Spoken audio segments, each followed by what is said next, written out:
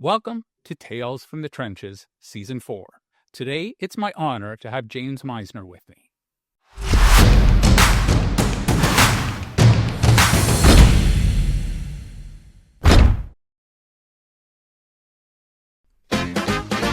Here's a story of a fundraiser who was launching his very own web show.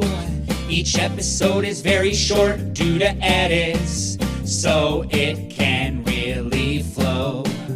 Here's a story of a podcast guest star who was busy raising money of their own.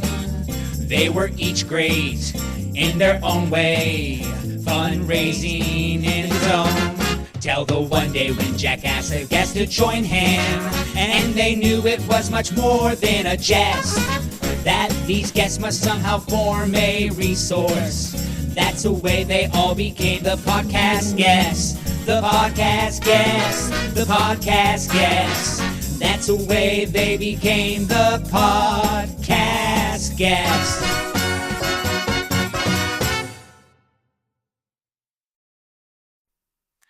James is the founder and owner of the Kipos Group.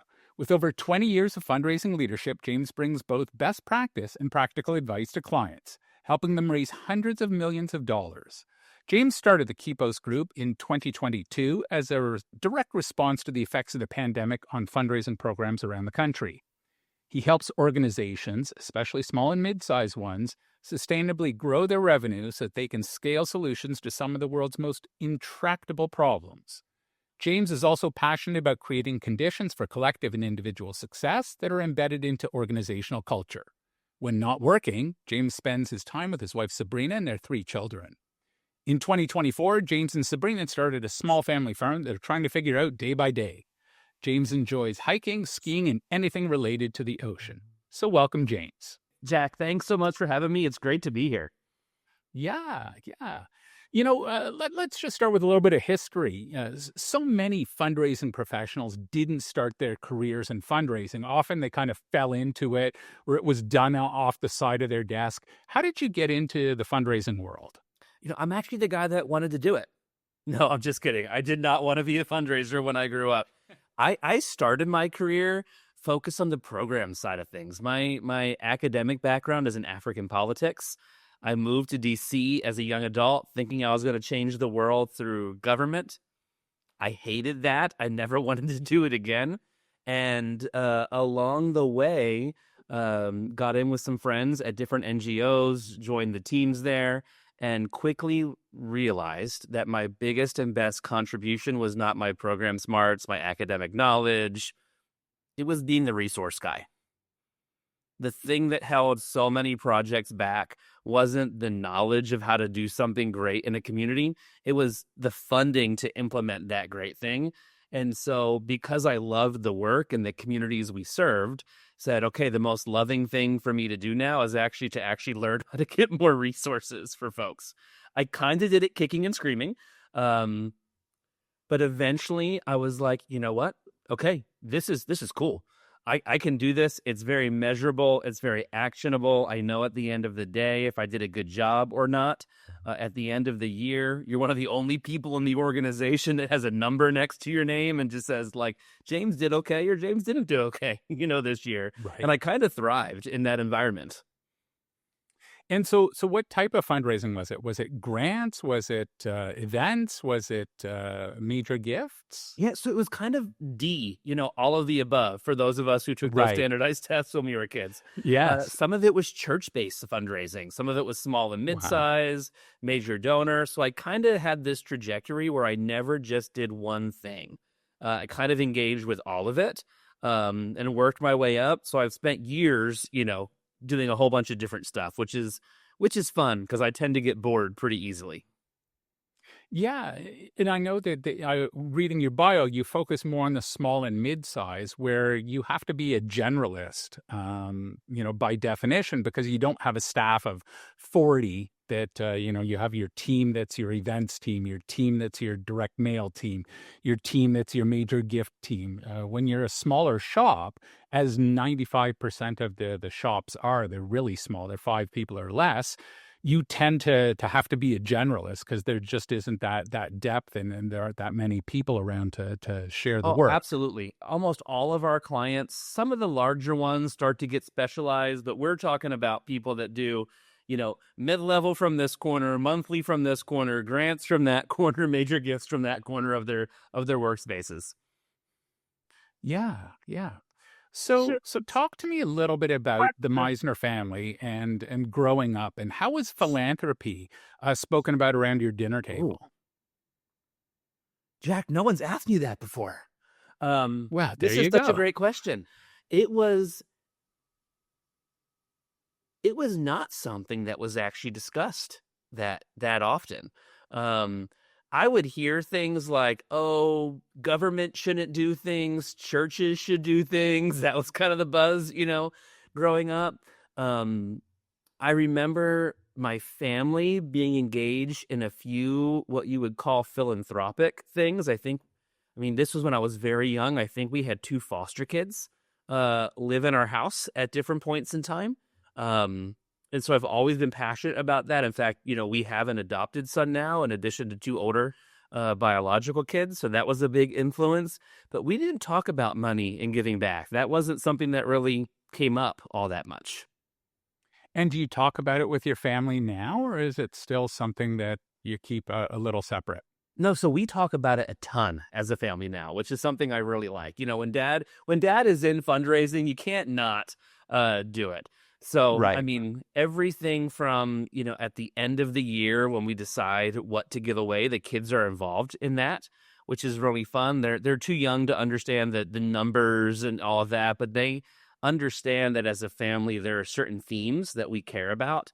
We care about people that don't have homes, whether that's homeless in the U.S. or kids that don't have families to belong to. My wife's family is Ugandan American, so they know that we do a lot in the East Africa community. And our adopted son is from Burundi, and so they know we do a lot, particularly, in Burundi. And they get to be part of it, which is really fun. One of the other things, and my wife does this better than I do, birthdays and Christmas come around, and grandparents, and in my kids' case, they're great grandparents, so my grandparents, they give the envelope with the money in it, birthdays and Sure. holidays, and they talk about, hey, this is the percentage, the amount that you can spend on whatever you want. Here's how much you're putting in an investment account for later. My wife works in finance, so the investment part is really more her deal. And here's the amount that we're going to give away, either to our church or to one of the organizations that we support. And so we do that with our kids. And then we always try to, and I know people come from different faith backgrounds, but we always try to tie it into our religious practice, as being people who follow Jesus, that everything we have comes from God. And so we give a portion of that back because it wasn't ours to begin with anyway. Right. Right. It's interesting. I find that so many fundraisers have I wouldn't say a religious per se background, but they're certainly, church attenders or synagogue or mosque, whatever have you. And it's interesting to kind of find that you don't see too many atheist fundraisers. So there's always some sort of a thinking that you're put on this earth for a reason. I remember having a discussion with a major donor. It had to be 20 years ago, and he was a multimillionaire and just wouldn't move past a certain level of giving. And we tried to inspire him. And I even said to him, why do you think some people have more than others? Part of it might be is because you're supposed to be sharing some of it.